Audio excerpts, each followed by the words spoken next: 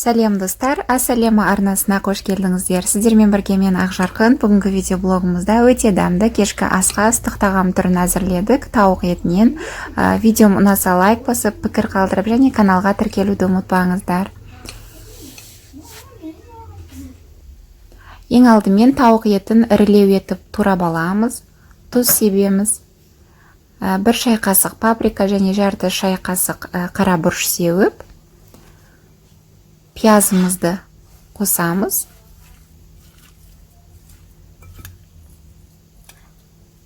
Бір рет араластырып жібереміз. Және 1 стакан айран құйып, жақсылап араластырып, 30 минут маринадтап қоямыз. Сонда тұзымыз, айран және паприкамыз жақсылап тауық етіне сіңіп, өте дәмді болады.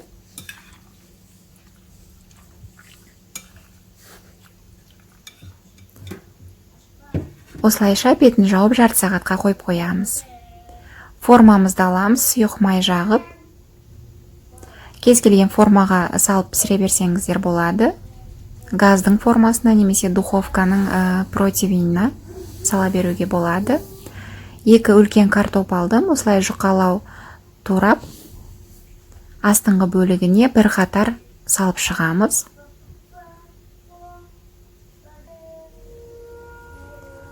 Жақсылап тұз себеміз. Маринадталған етімізді картоптың үстіне жақсылап жайып салып шығамыз. Осылайша барлығын саламыз.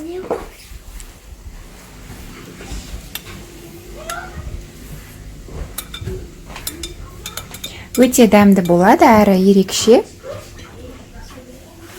Арасында осындай тағамдар түрлерін жасап тұрыңыздар.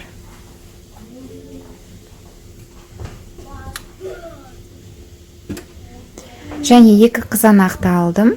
Картоп сияқты қызанақты да жұқалап турап, еттің бетіне тізіп шығамыз.